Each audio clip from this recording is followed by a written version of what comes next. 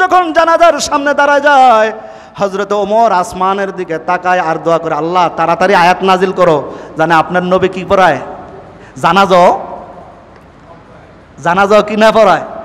ওমর বারবার আসমানের দিকে তাকাইতেছে আর কইতেছে, আল্লাহ আপনি আপনার বন্ধুর জন্য আয়াত নাজিল করেন যাতে এই মুনাফিকের কি হয় না। এর জ্বালায় তো অতিষ্ঠ হয়ে গেছি গেলাম, জায়গায় জায়গায় চাকরি যায় এর লইগা, এরকম লোক নাই। হযরত ওমর আকাশের দিকে হাত তুলে আল্লাহর কাছে বলে, আল্লাহ তুমি জিব্রাইলকে পাঠায় দাও, পয়গম্বর যেন এই শয়তানের কি না পড়ায়। বুঝেন নাই মনে আমার কথা, বুঝেন আমার কথা, যাতে কি না পড়ায়। কোয়েন কিছু না হা কইলে সে বুঝুন। আল্লাহর রাসূল সাল্লাল্লাহু আলাইহি ওয়াসাল্লাম এবার জানাজার সামনে যখন দাঁড়ায় গেলেন, আল্লাহর রাসূল সাল্লাল্লাহু আলাইহি ওয়াসাল্লাম ওমরকে ডাক দিয়ে বলে, ও ওমর, আমাকে আল্লাহ এত মায়া কেন দিয়েছে জানি না, আমার সামনে একটা মুনাফিক যদি জাহান্নামে যায় আমি নবী বরদাস্ত করতে পারি না। সুবহানাল্লাহ। তুকু যাবে সুন্নতে আহমদ কুজা বা মুহাম্মদ কাইবুয়াদ নসবত তোরা। কেমন নবী পাইছো রে মাওলা, বান্দা তুমি বুঝাইতে পারে না, তোমাকে কেমনে বোঝাবো। নবীর চেহারার দিকে তাকাইলে তো জীবনের সব গুনাহ। উহুদের ময়দানে আমার নবী যখন শহীদের কাছে দান শহীদ হয়ে গেল, আল্লাহর রাসূল যেই পাহাড়ের মধ্যে পদতলের মধ্যে সাহাবায়ে কেরাম নিয়ে দইরা শোয়াইছে, একটু রেস্ট করেন, মাথায় রক্ত, গালে রক্ত, পুরা শরীরে রক্ত। কিয়ামত পর্যন্ত হাজী সাহেবরা বলে, এখনো বলে, আল্লাহর রাসূল যেই পাথরের মধ্যে শুইছিল এখনো নাকি ওই পাথর এবং ওই পাথরটা যেই পাথরের মধ্যে আল্লাহর রাসূল শুইছে ওই পাথর থেকে এখনো মেশকে আম্বরের চেয়ে বেশি ঘ্রাণ লাগে। সুবহানাল্লাহ। কত আগের কথা, 1600-1400 বছর আগের কথা, এখনো নাকি ওই পাথর থেকে কি আসে। আল্লাহর রাসূলের যে গাম ছিল, কি ছিল? এই গাম কি দামি না কম দামি? পৃথিবীর সব আতর মিলাইয়া যদি রাখেন আর আমার নবীর গাম যদি একটু রাখেন, এর চাইতে সুগরান জমিনে আর কিছু নাই। সুবহানাল্লাহ। আল্লাহর রাসূল কই দাঁড়াইছে? ওই শয়তানের জানাজা পড়াইবো। আব্দুল্লাহ ইবনে উবাই ইবনে সুলুল, উবাই ইবনে, এগুলো মনে রাখেন। ছেলের নাম হয়েছে আব্দুল্লাহ, মোহাম্মদ বিন আব্দুল্লাহ, বুঝেন? আব্দুল্লাহর ছেলে মোহাম্মদ, আর আব্দুল্লাহ ইবনে উবাই ইবনে সুলুল, এই সুলুলের ছেলে হয়েছে আব্দুল্লাহ, এর বাবা হয়েছে এই মুনাফিক। আল্লাহর রাসূল পয়গম্বর সামনে দাঁড়িয়ে গেছে আর ওমর তার রক্ত গরম হইতেছে, আল্লাহ আমার পয়গম্বররে তুমি নিষেধ করো জানাজা যাতে কি পড়ায় না পড়ায়। আল্লাহর রাসূল সামনে দাঁড়াইয়া শুধু জানাজাই পড়ার নাই, নিজের মুখের থুতুর দাম আছে না নাই? নবীর থুতুর দাম আছে না নাই? ঘটনা জানেন, হেরার গুহার মধ্যে পলাইছিল আবু বকর রে কইকা কি সাপে কি লাগাইছিল। এই জন্যই কোনো মুসলমান আল্লাহর রাসূলের সুন্নত মোতাবেক যদি কোনো কিছু হয়ে যায় সাথে সাথে বিসমিল্লাহ বলে যদি থুতু লাগায়, ইনশাল্লাহ উপকার হবে কি হবে না? ইয়াকিন রাখতে হবে, তাইলে এসে হবে। হবে কি হবে না করলে তো হবে না, ইনশাল্লাহ হবে। আল্লাহর রাসূল সাল্লাল্লাহু আলাইহি সাল্লাম ওই লাশের কাফনের কাপড়টা খুইলা নিজের মুখের থুতুটা ওই মুনাফিকের ঠোঁটের মধ্যে লাগাই দিছে। সাহাবায়ে কেরাম বলে, ইয়া রাসূলুল্লাহ, সাহাবী হইয়া তো আপনার থুতু পাইলাম না, পাইলো কেডায়? কিন্তু কোনো বুঝে আসে না কি হইতাছে। বুঝেন কিছু? কিচ্ছু বুঝে, সামনে আসতেছে বুঝবেন। আল্লাহর রাসূলের সাহাবীরা কইতাছে, এত বড় সাহাবী হইলাম কিন্তু মুখের থুতু যদি পাইতাম বড় ভাগ্যবান হয়ে যেতাম। আল্লাহর রাসূল আব্দুল্লাহকে ডাক দিয়া বলে, ও আব্দুল্লাহ, শোন শোন শোন, আমাকে আল্লাহ পাঠাইছে জমিনের মধ্যে, আমি মাছেরও নবী, পাখিরও নবী, মানুষেরও নবী। আমাকে আল্লাহ বলেছে রহমাতাল লিল আলামিন, আর আমার আল্লাহ হইছে রব্বুল। আমি আল্লাহ চাই আমার রসুলের কে এত মায়া এত মায়া এত মায়া আল্লাহ কেন দিল? আমি চাই তোর বাবা যেন আমার থুতুর কারণে জান্নাতি হয়ে যায়। সুবহানাল্লাহ। সাহাবায়ে কেরাম সব টাসকি খায় রয়েছে, হায় কি হইতেছে। এবার শুধু তাই করে নাই, এবার যখন থুতু লাগানোর পরে সাহাবায়ে কেরাম সব দাঁড়িয়ে আছে, কিন্তু ওমর কি হয় না, এর মুখে হাসি নাই, সবাই খুশি সবাই বেজার, কিন্তু ওমর তো খালি লাল হইতেছে রক্তে, আর খালি আসমানের দিকে তাকায়, আসমানের দিকে তাকায়। জিবরাইল আইও না কেন, আয়াত লয়ে আইলই তো যে নবীজি আপনি কি পড়ায়েন না জানাজা, এ তো কাট্টা শয়তান।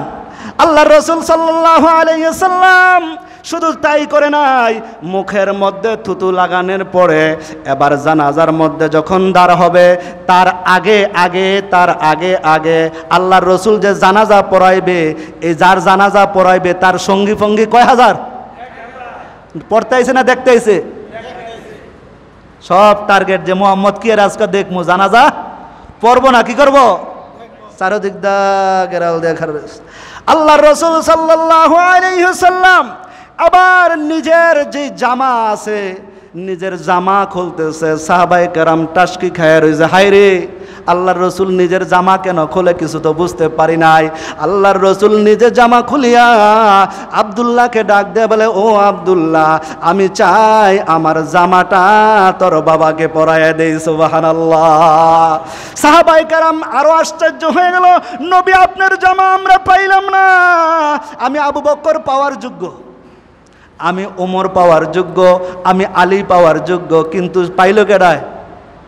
মুনাফিকের সর্দার, শয়তানের শয়তান পাইছে, এটাই তো বুঝলাম না। সাহাবায়ে কেরাম আশ্চর্য হয়ে গেল। এবার সমস্ত সাহাবায়ে কেরামদেরকে ডাক দেয়া বলে, ও আমার সাহাবায়ে কেরাম শুনিয়া নাও, কেন কেন আজকে সে আমার জুব্বা পাইছে, তোমরা কি শুনতে চাও? সাহাবায়ে কেরাম বলে, ইয়া রাসূলুল্লাহ শুধু মুখের থুতুই পায় নাই, আপনার জুব্বাও পাইল, এমন কি আমল করছে সে জুব্বা পাইল। এবার আল্লাহর রাসূল ডাক দিয়ে বলে, ও আমার সাহাবীরা শুনিয়া নাও, আমি তার বাবার কাছে ঋণী আছি। কি আছি? কয় কেমনে ঋণী আছেন?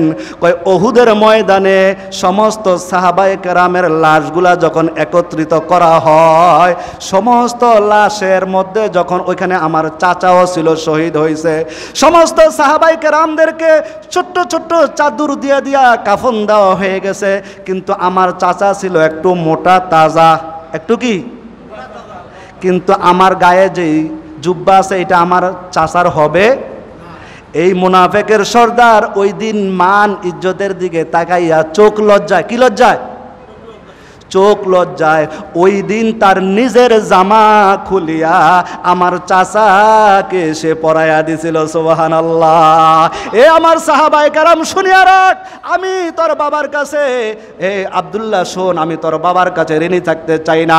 আমার চাচাকে ওই দিন সেই দিন জুব্বা দিয়েছিল, আজকে আমি নিজের জুব্বা দিয়া ঋণ পরিশোধ করে দিলাম। সুবহানাল্লাহ। তারপরে অত হযরতে ওমর চিৎকার দিয়ে বলতেছে আল্লাহর কাছে, আল্লাহ কি করো না পয়গম্বররে কি করো ঠেকাও, জানাজা যাতে না পড়ায়। এবার সমস্ত 1000 গুলা কি করতেছে দেখতেছে না? আল্লাহর রাসূল সাল্লাল্লাহু আলাইহি সাল্লাম জানাজায় দাঁড়িয়ে গেছে, জানাজা দাঁড়ানোর পরে আরে ওই 1000 এগুলা খালি কইতেছে, হায় রে কার জন্য জীবন বইরা কুয়া কাটলাম, এমন মানুষের জন্য পিছনে জীবন বইরা ক্ষতি করলাম, সেই দিয়ে আজকে আমাদের লিডারের জানাজা পড়ায় নিজের জুব্বা দিয়ে দিছে, মুখের থুতাও লাগাই দিছে, এটা কোনো সাধারণ মানুষ হতে পারে না। আজকে থেকে আমরাও ওয়াদা করে নিলাম, আমরাও আর কাফের থাকতে চাই না। ও নবী মুহাম্মদ আমাদেরকে এই মুহূর্তে পড়ায়া দেন, আশহাদু আল্লাহ ইলাহা ইল্লাল্লাহু ওয়া আশহাদু আন্না মুহাম্মাদান আবদুহু ওয়া রাসূলুহু। একজনের বিনিময়ে মুসলমান হইল কয় হাজার? বুঝছেন কিছু? সামনে আরো আছে, আগামী জুমা ইনশাআল্লাহ শেষ করব। আল্লাহ পাক আমাদের সবাইকে বুঝায় এবং আমল করার তৌফিক দান করুক। ওমা আলাইনা ইল্লাল বালাগ।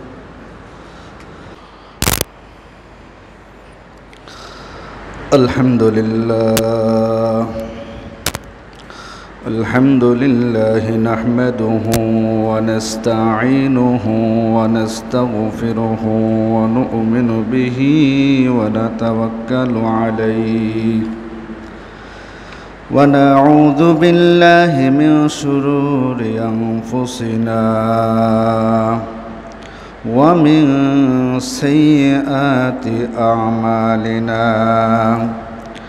من يهده الله فلا مضل له ومن يضلله فلا هادي له ونشهد أن لا إله إلا الله وحده لا شريك له الذي أرسله الله تعالى بالحق بشيرا ونذيرا وداعيا إلى الله بإذنه وسراجا منيرا إن الله وملائكته يصلون على النبي يا أيها الذين آمنوا صلوا عليه وسلموا تسليما اللهم صل على مولانا محمد وعلى آل سيدنا مولانا محمد اللهم صل على سيدنا مولانا محمد وعلى آل سيدنا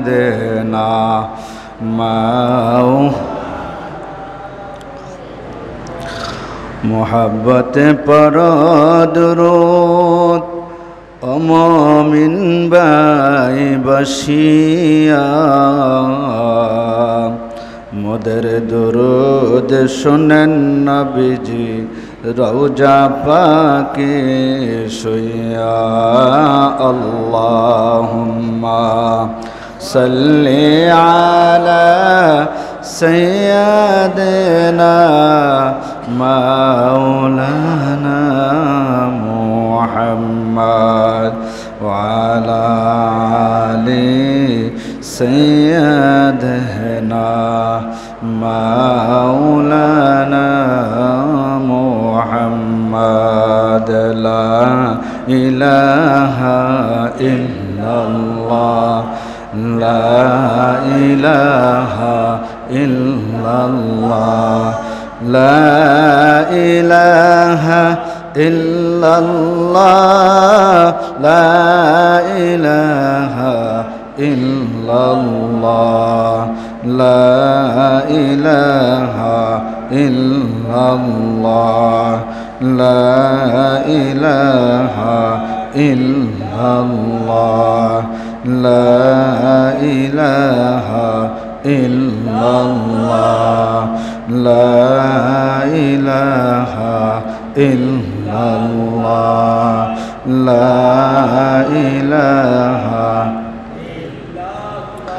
حمد بحد مر خدائے پاک را آکے ایمادد مشتخاک را آکے ایما دمدمد روح را داد استوف نزت روح را لا إله إلا الله لا إله إلا الله লা ইলাহা ইল্লাল্লাহ লা ইলাহা ইল্লাল্লাহ লা ইলাহা ইল্লাল্লাহ লা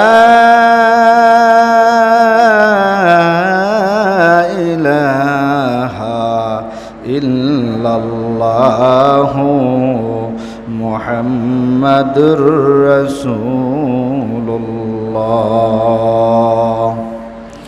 कौनाइन मुख्तार को तुमको बनाया, कौनाइन मुख्तार को तुमको बनाया, उम्मत की नगाबान खुदा तुमको बनाया, उम्मत की नगाबान खुदा तुमको बनाया।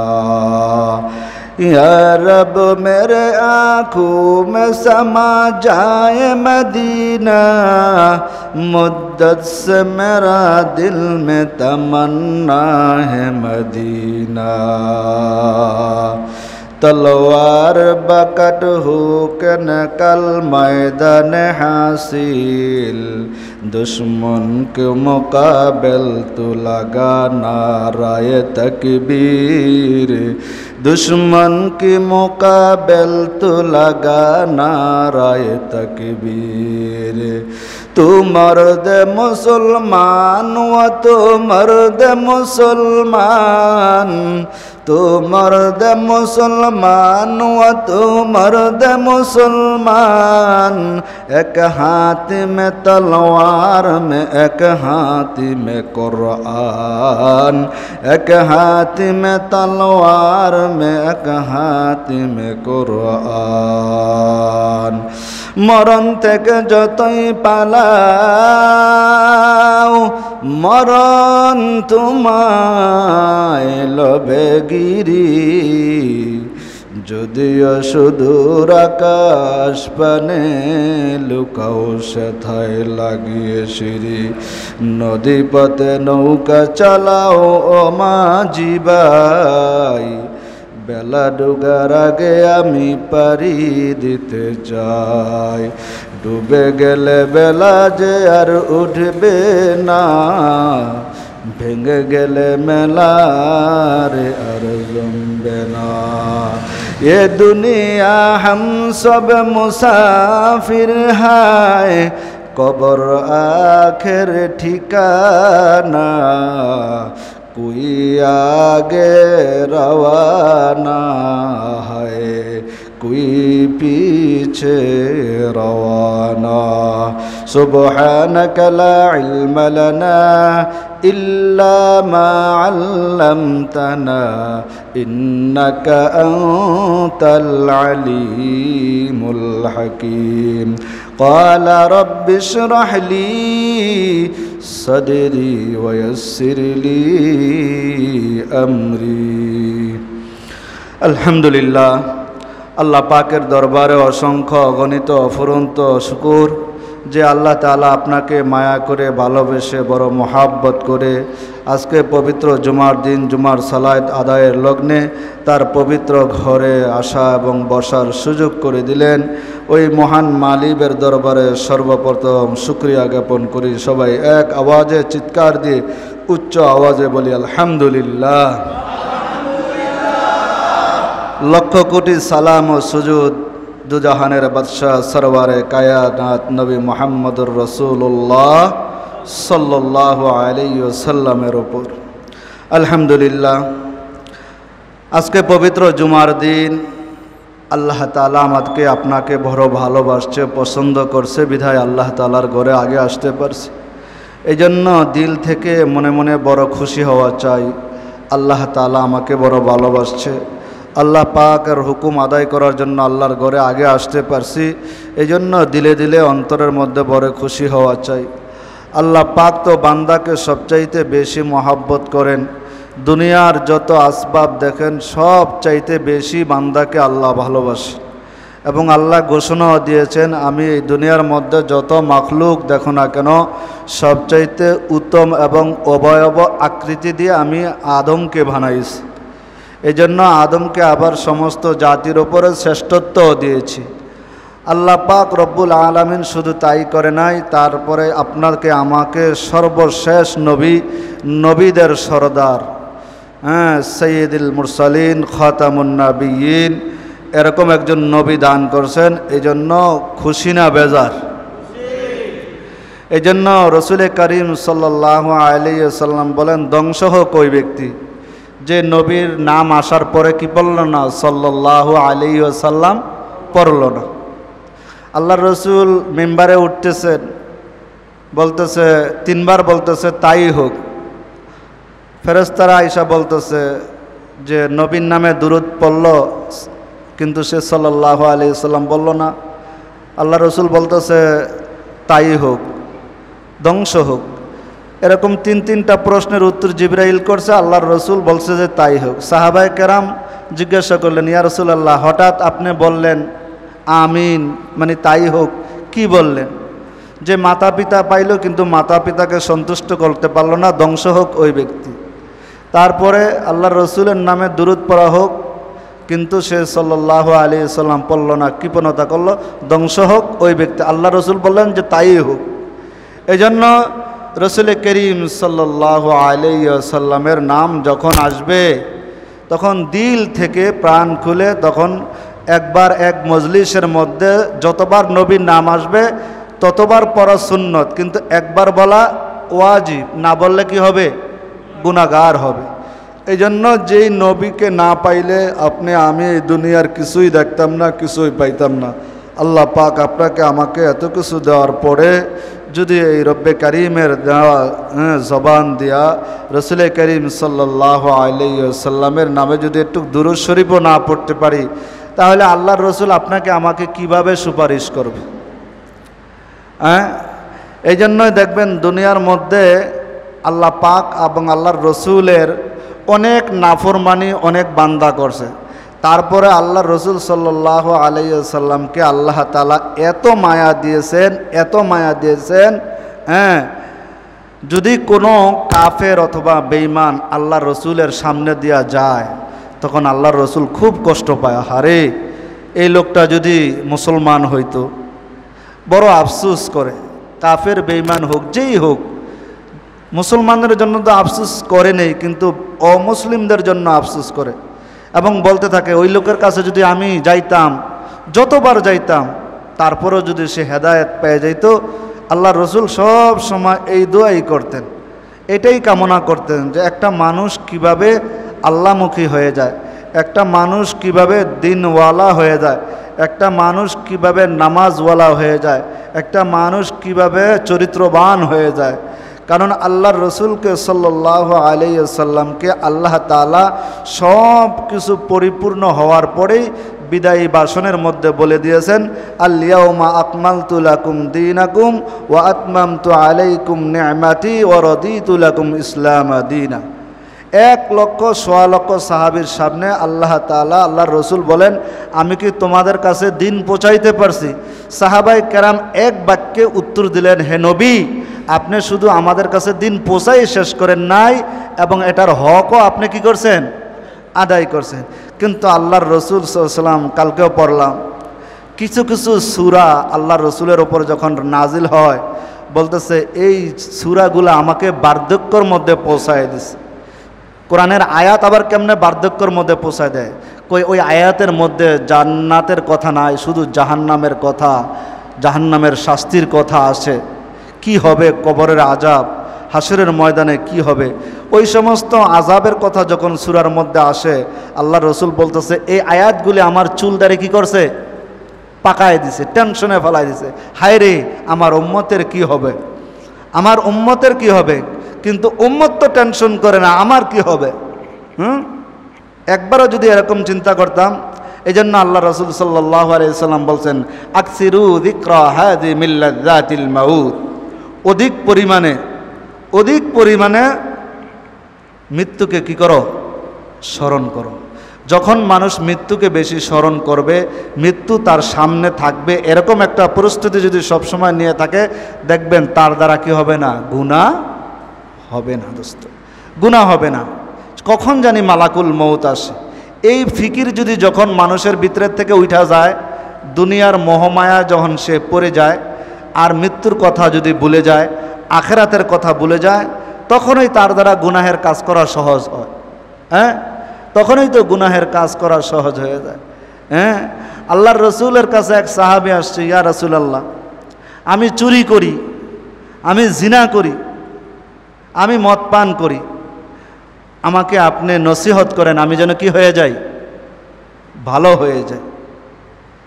তাহলে আমাদের সামনে যদি আসতো, এরকম কথা যদি কইতো, আমরা তো আগেই মনে করলাম, আগে চটকনা একটা মেরে দিতাম, যা বদমাইশ, আবার আসছো তো আমার কাছে কইতে, করছত তো করছত। কিন্তু আল্লাহ রসুল সাল্লাল্লাহু আলাইহি ওয়াসাল্লামের কাছে সাহাবী বসতেছে, ইয়া রাসূলুল্লাহ, আমি চুরি করি, আমি জিনা করি, আমি মিথ্যা কথা বলি, আমাকে আপনি আস্তে আস্তে ছোট করে নসিহত করেন, আমি যেন কি হয়ে যাই?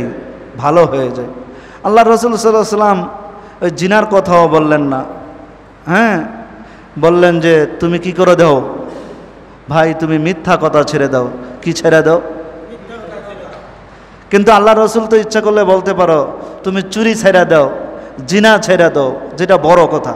কিন্তু আমাদের সমাজে যেটাকে আমরা কিছুই মনে করি না, মিথ্যা কথা, যে তুমি ভাই কি করে দাও? মিথ্যা কথা ছেড়ে দাও। যখন আল্লাহ রসুল ওই সাহাবীকে এই কথা বলছে, এখন যখন পরের দিন রাত্রে চুরি করতে গেছে, তো চুরি করতে যখন ঘর থেকে বের হয়েছে, অর্ধেক রাস্তায় যাওয়ার পরে, হায়রে সকালবেলা যদি নবীজি জিগায় যে তুমি কয়টা মিথ্যা কথা বলছো, তো আমি যে রাত্রে চুরি করতে গেছি, রসুলের কাছে তো মিথ্যা কথা বলতে পারবো না, সে চুরি করে নাই, ঘরে ফিরে গেছে। তো মূল হাতিয়ার হইল মানুষের যেই জবান দ্বারা সবচাইতে বেশি গুনাহ হয়, কি দিয়া? জবান দ্বারা। এই জন্য আল্লাহ রসুল সাল্লাল্লাহু আলাইহি ওয়াসাল্লাম বলেন, তুমি তোমার জবান এবং লজ্জাস্থানের হেফাজত করো, আমি রসুল তোমার জান্নাতের জিম্মাদারি নিয়ে নিলাম। সুবহানাল্লাহ। এই জন্য মানুষের যত গুনাহের আসবাব হয়, এই জবান দ্বারাই হয়। এই জবানের হিসাবকে আল্লাহ নেবে না। তুমি যেমনি সেমনিই তো ব্যবহার করতেছো। এই জবানকে আল্লাহ দিয়েছে কাউকে গালি দেওয়ার জন্য? বলেন, আল্লাহ রসুল তো বলেছেন, সিবাবুল মুহসিন ফুসুকুম ওয়া কিতালুহু কুফর। মানুষকে গালি দেওয়া ফাসেক। কি? আপনি কথায় কথায় এই, কথায় কথায় হেই, মানে আপনার জবানে লাইগেই রয়েছে। আপনি কি আল্লাহ তাআলা এই সংযোগ দিয়েছে গালি দেওয়ার জন্য? কিন্তু কোরআন শরীফের একটা হরফ তো আপনি পড়তে পারলেন না। কিসের নাফরমানি আপনি করতেছেন 24টা ঘন্টা? কেউ একটা কথা বলছে, আপনি ভালো লাগে নাই, আপনি একটা মুগ্ধা খারাপ কথা বলে দিলেন। এটা কি মুসলমানের কোনো কথা হইল? আপনি পারেন না, বলেন নাই যে এমনে না ভাই, এমনে এমনে না, এমনে। কত সুন্দর কথা আছে। আপনার মনের একটু ব্যতিক্রম হইলে আপনি গালি একটা দিয়া, এই একটা আছে, আপনি মাইরা দিলেন। এটা কি আপনার জন্য জাহান্নামের কারণ হবে না দোস্ত? তুমি দেখো, তোমার চেয়ে কত পাওয়ারওয়ালা লোক পৃথিবীর ইতিহাস তুমি পড়ো না? একবারে হাবিল আর কাবিল থেকে নিয়ে এই পর্যন্ত যত মানুষ গুমরাহ হয়েছে, এই শুধু অহংকারের কারণে।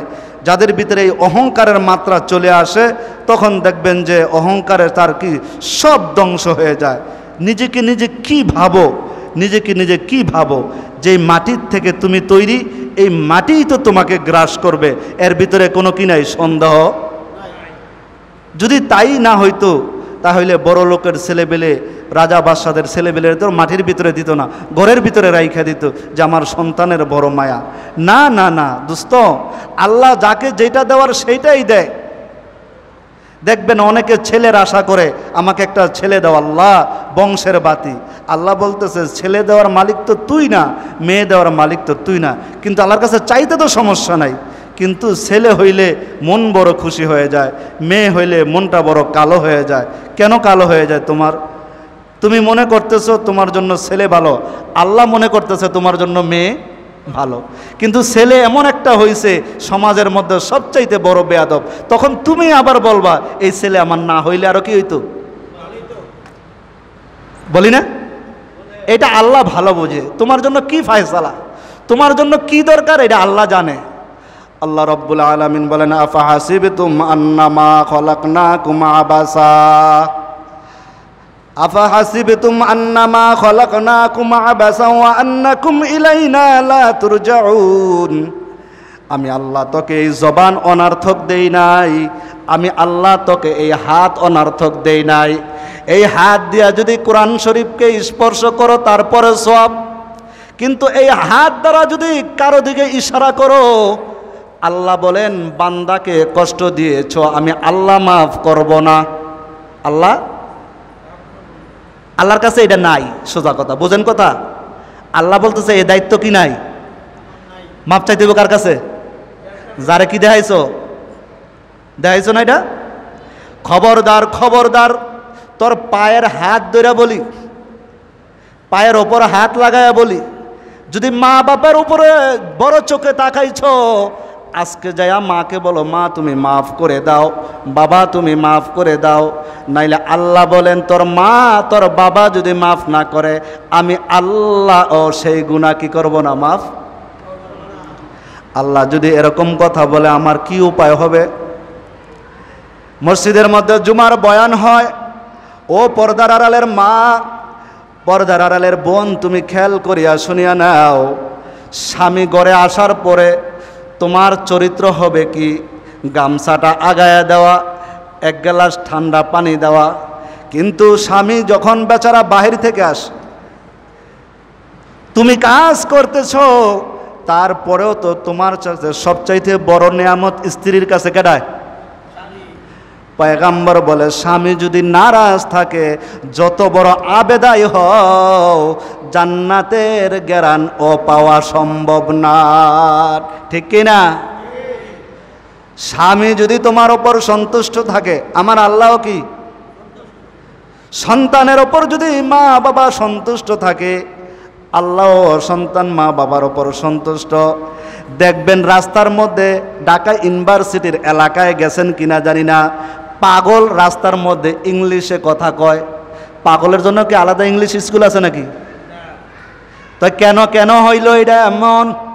কয় লেখাপড়ার যোগ্যতা ভালো ছিল, ব্রেনও ভালো ছিল, শিক্ষকের সাথে বেয়াদবি করার কারণে, ওস্তাদদের সাথে বেয়াদবি করার কারণে, আল্লাহর নাফরমানি করার কারণে আল্লাহ উলঙ্গ কইরা রাস্তার মধ্যে ঘুরায় নজির আছে না? না, কেন আল্লাহ করছে এটা? যদি দুনিয়ার মধ্যে যদি আল্লাহ এরকম নজির দেখায়, হাসরের ময়দানে যখন মাথার আদাত উপরে সূর্য হয়ে যাবে, আর মানুষগুলা যখন জমিনের মধ্যে থাকবে, জাহান্নামীরা মানুষগুলো পেরেশান হয়ে যাবে। কিন্তু ওই সমস্ত মানুষ সেদিন পেরেশান থাকবে না যারা মা বাবার সাথে সদ আচরণ করছে, যারা সন্তানের সাথে ভালো ব্যবহার করছে, বড়দের সাথে শ্রদ্ধার সাথে কথা বলছে, মসজিদের উলামায়ে কেরামের সাথে সদ আচরণ করছে। কোনো আমল নাই, কিন্তু উলামায়ে কেরামের সাথে এক প্লেটে কি করছে একদিন খাইস। এমন আছে, অনেক আছে। কোনো আমল করে নাই, দুনিয়ার কাউকে ঠগায় নাই, কাউকে অন্যায়ভাবে আঘাত করে নাই। আমার আল্লাহ বলেন বান্দা তোর জন্য রাস্তা সহজ আছে, দুনিয়ার মানুষকে কষ্ট দেও নাই, দুনিয়ার মানুষের হকও নষ্ট করো নাই। সন্তান তোমার ঘরে আসার পরে এই সন্তানের কোনো গুনাহ নাই, কিন্তু তোমার সমস্ত টাকা পয়সা সুদের, এই বাচ্চাটার রক্ত মাংস তুমি সুদ দিয়া গড়াইছো, দোষ কি সন্তান না মা বাপের? জোরে কোন? এই সন্তানের রক্ত মাংস যা গড়াইলেন হারাম দিয়া, এটা কার?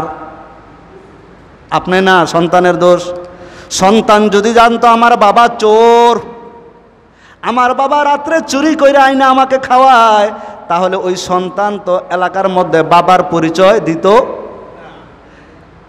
কিন্তু যখন তুমি হারাম খাইতেছো, চুরি করাও তো হারাম, হারাম খাওয়াও তো হারাম। হারাম কি হারাম না? আরেকজনের দোষ চর্চা করা সওয়াব না গুনাহ? হারাম, এটাও তো হারাম। মিথ্যা কথা বলা এটাও কিন্তু, আপনি তো খবর পান না প্রত্যেক দিন কতগুলা কবিরা গুনাহ আপনার জবান দ্বারা হয়। এ দোস্ত ও বন্ধু, তোর পায়ে ধরিয়া হাত রাখিয়া বলিয়া যায়, গীবত শেকায়াত, মানুষকে কষ্ট দেওয়া, মানুষের গীবত শেকায়াত করা সব বদ্ধ করে দাও। তুমি 5 ওয়াক্ত নামাজ পড়ো, আর কিচ্ছু দরকার নাই। নামাজ পড়ো, রোজা করো, হজ করো, জাকাত দাও, দেখবা মরার পরে, দুনিয়া থেকে যাওয়ার পরে কবরটা তোমার জন্য জান্নাতের বাগান। সুবহানাল্লাহ। কোনো টেনশন নাই, এমন আরামের ঘুম তুমি দিবা। হাদিসের মধ্যে আছে, পয়গম্বর বলেন, এইমন লোক দেখবেন গ্রামের মধ্যে অনেক মানুষ আছে, কোনো ঝায় ঝামেলার মধ্যে পছন্দ করে না, কাউকে ঠগায় না, নিজে ঠগে কিন্তু কাউকে আঘাতও করে না, কাউকে খারাপ ভাষায় কোনো কথাও বলে না, কিন্তু নামাজ রোজা শুধু 5 ওয়াক্ত নামাজ পড়ে, এতটুকুই তার আমল, এর বেশি কোনো কি নাই আমল। মরার পরে পয়গম্বর কয়, ওই ব্যক্তি কিয়ামতের আগ পর্যন্ত ঘুম দিবে। ইসরাফিল যখন সিংহার মধ্যে ফুঁক দিবে, সে চিৎকার করে বলতে থাকবে, হায়রে আমি এইমাত্র ঘুমাইলাম, কিন্তু এর মাঝখানে লক্ষ লক্ষ বছর চলে গেছে। সে বলবে, আমার ঘুম কাঁচা, ঘুমটা কে ভেঙ্গে দিল? সুবহানাল্লাহ। এরকম সময় থাকবে, সুই সুতা গাঁথতে যেরকম সময় লাগে।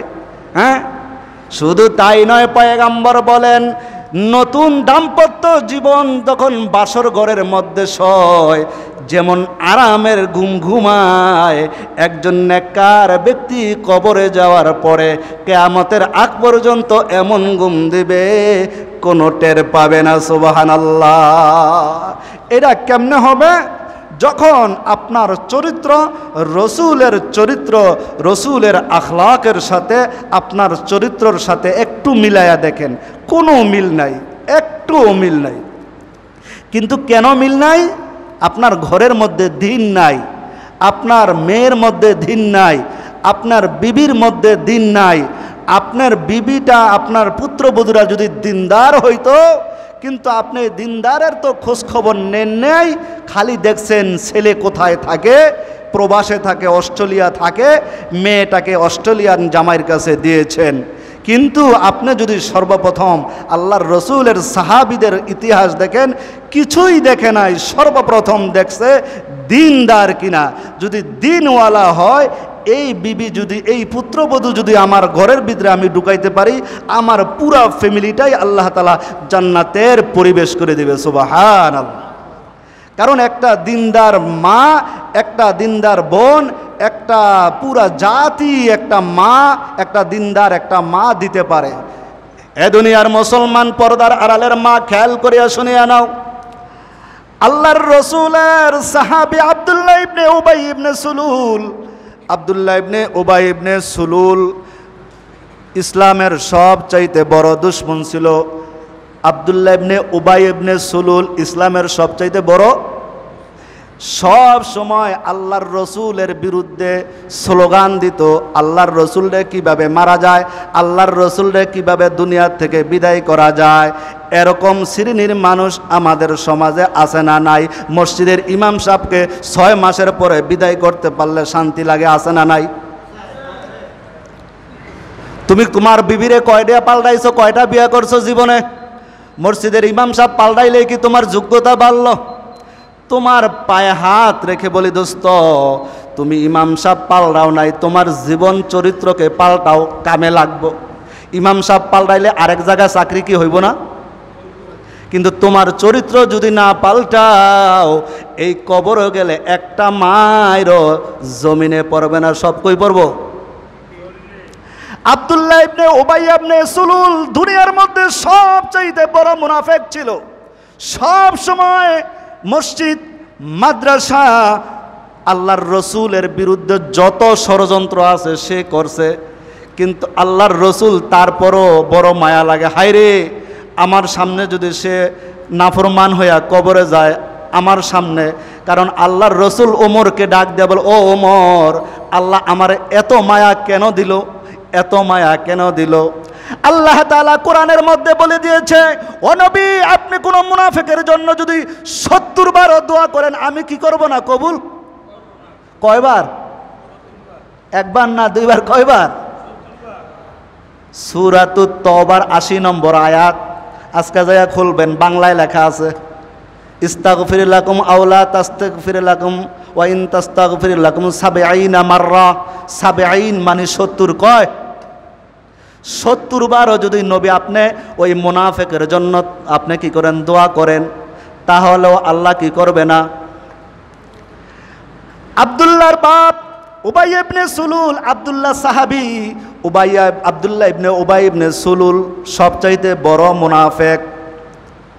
আল্লাহর রসুল আব্দুল্লাহকে ডাক দিয়া বলে, উবাই ইবনে সুলুল যখন দুনিয়ার থেকে চলে গেছে মুনাফিকটা কি করছে? মারা গেছে। আমরা হইলে কইতাম যে মিষ্টি বিলা আব্দুল্লাহ ফুরতাই না, তাড়াতাড়ি বিলা আফত কি হয়েছে? বুখারী শরীফের 1343 নম্বর হাদিসের মধ্যে দেখলাম, কোনো ব্যক্তির মৃত্যুর পরে যদি কোনো মুসলমান আলহামদুলিল্লাহ বলে তার জন্য জাহান্নাম। তার জন্য কি? আলহামদুলিল্লাহ খুশি হয়ে কয় না, বেজার হয়ে কয়? উচিত ছিল কি পড়বে? ইন্না। তো সেখানে কি পড়ছে? আলহামদুলিল্লাহ। যে কি হয়েছে? বালা মুসিবত। অনেক ঘরের মধ্যে বিবিরা দেখেন স্বামী মরলে কয় আলহামদুলিল্লাহ, কারণ এর জ্বালায় তো ঘরে থাকতেই পারে না, বের হয়। আবার অনেক স্বামী স্ত্রী মরলে কয় আমার কি হয়েছে জানে, একটু পানি লাগছে। আল্লাহু আকবার। এই জন্য দিনদার যদি ঘরের মধ্যে হয়, স্ত্রী ভালো হয়, স্বামী স্ত্রী ভালো হইলে সন্তান ভালো হবে না। কি লেগা? আপনারাই তো গণ, গাছ ভালো হইলে কি হয়? ফল ভালো। পুষ্করিণীর মধ্যে ছাড়ছেন পাঙ্কাশ মাছ, আপনি যদি কোন যে পানি ইচ্ছা এবার বোয়াল মাছ পাম, কাম হইব? যে ইচ্ছা করেগা ওইসাই মিলেগা। আব্দুল্লাহ ইবনে উবাই ইবনে সুলুল আল্লাহর রসুলের সবচাইতে বড় কি ছিল? কিন্তু তার সন্তান কি ছিল? সাহাবী ছিল আব্দুল্লাহ। আব্দুল্লাহকে পয়গাম্বর ডাক দেয়া বলে, ও আব্দুল্লাহ তোমার বাবা কাট্টা মুনাফিক হয়েছে, তাতে কি হয়েছে? আমি নবীর বড় মায়া, আমার নবীর বড় মায়া। আল্লাহর রসুল ঘোষণা দিলেন। কি ঘোষণা দিলেন? আশ্চর্য হয়ে যাবেন। এত যদি কেউ দুনিয়ার মধ্যে, আমাদের সমাজের মধ্যে যদি কেউ মাদ্রাসার বিরুদ্ধে কয়, মসজিদের বিরুদ্ধে কয়, ইমাম সাহেবের বিরুদ্ধে কয়, আমরা তারে ভালো চোখে দেখব না খারাপ চোখে দেখব? কিন্তু আব্দুল্লাহ ইবনে উবাই ইবনে সুলুল সবচাইতে বড় মুনাফিক। আল্লাহর রসুল তার সন্তান আব্দুল্লাহকে বলো, ও আব্দুল্লাহ তুই টেনশন করার কিছুই নাই, তোর আব্বা মুনাফিক হয়েছে, তাতে কি হয়ে গেছে? আমি নবী বলে দিলাম তোর আব্বার জানাজা আমি পড়ায় দেব। সুবহানাল্লাহ। সাহাবা আব্দুল্লাহ কয়, কিরে আমার বাবা জীবন বইরা ইসলামের ক্ষতি করলো, কিন্তু রসুল কইতাছে আমার আব্বার জানাজা পড়াইব, এটা খুশির সংবাদ না দুঃসংবাদ? খুশির সংবাদ না? জীবন বইরা মনে করেন ইমাম সাহেবের বিরুদ্ধে কইছে, কিন্তু মারা যাওয়ার পরে আমি ইমাম সাহেব কইতে যে খবরদার আপনারা কিছু কইবেন না, এই লোকের জানাজা ইমাম সাহেব পড়াব। তো আপনারাও কইবেন হুজুর জীবন বইরা তো আপনার বিরুদ্ধে কইছে, আপনি তো আবার জানাজা পড়াইতে কইবেন না কথা? আব্দুল্লাহ ডাক দেওয়ার পরে আল্লাহর পয়গম্বর বললেন, ও আব্দুল্লাহ শুনে নাও, তোমার আব্বা ইসলামের বিরুদ্ধে করছে, তাতে কি হয়ে গেছে? কিন্তু তোমার আব্বার জন্য আমার বড় মায়া। একটা কারণ আছে, সেই কারণটা আমি সামনে বলবো, কিন্তু তোমার আব্বার জানাজা আমি পড়াইয়া দেব। সুবহানাল্লাহ। আব্দুল্লাহ যখন এই কথাটা শোনার সাথে সাথে আর দেরি করে নাই, পুরা এলাকার মধ্যে একটা দৌড়ই দৌড়। কি হয়ে গেছে আব্দুল্লাহ, তুমি দৌড়াও কেন? দৌড়াও কেন? কয় পয়গম্বর ঘোষণা দিয়েছে আমার আব্বা দুনিয়া ইসলামের সব চাইতে বড় মুনাফিক আব্দুল্লাহ ইবনে উবাই ইবনে সুলুল, যার নাম কিতাবের মধ্যে কিয়ামত পর্যন্ত আসবে ইসলামের পরম দুশমন ছিল, কিন্তু তার সন্তানটা কিন্তু সাহাবী ছিল। এবার আব্দুল্লাহ গোরাল্লার মধ্যে পাবলিসিটিং কইরা ঘুরে ঘুরে বলাও, তোমরা শুনছনি আমার আব্বার জানাজা বিশ্ব নবী পড়াবে। সুবহানাল্লাহ। সুবহানাল্লাহ কইবেন না? কে পড়াবে? কে পড়াবে? বিশ্ব নবী জানাজা পড়াবে। আব্দুল্লাহ ইবনে উবাই ইবনে সুলুলের জানাজা যখন রেডি হয়ে গেছে, সামনে নিয়ে আস। আল্লাহর রাসূল সাল্লাল্লাহু আলাইহি সাল্লাম জানাজা পড়ানোর জন্য সামনে রেডি হয়ে গেছে। সবাই সাহাবাই কেরাম দেখতেছে, আর আব্দুল্লাহ ইবনে উবাই ইবনে সুলুলের কিছু দলবল আসেনি, খারাপ লোকের কিছু সঙ্গভঙ্গ থাকে না হের একটা বড় গ্যাং ছিল, কমপক্ষে 1000 লোক সবসময় লগে থাকতো। কয় হাজার? হাজারখানি সবসময় লগে থাকতো। আমাদের সমাজের মধ্যে দেখবেন এরকম গ্যাঙ্গার কিছু আছে যারা কি করে, সমাজের মধ্যে তাদের সামনে কিছু বলতে পারে না, কিন্তু হের সামনে সালাম দেয়, পিছনে যায় আবার কি দেয়, সমালোচনা করে। কিন্তু সমাজের মধ্যে তার চরিত্র সম্পর্কে সবাই জানে, কিন্তু সামনে কিছু। আল্লাহর পয়গম্বর বিশ্বনবী আব্দুল্লাহ ইবনে উবাই ইবনে সুলুলের জানাজা পড়ানোর জন্য সামনে দাঁড়ায় গেছে সমস্ত সাহাবী, আবু বকর, ওসমান, আলী, সব 3 সাহাবী চুপ করে রেডি হয়ে গেছে। এই 3 সাহাবীর মধ্যে 4 সাহাবীর মধ্যে সবচেয়ে গরম কেডায়? কিছুক্ষণ পরে দৌড়ায় ওমর আসছে, ওমরের চোখ লাল হয়ে গেছে, আল্লাহর রসুলরে কইতেও পারে না জানাজা,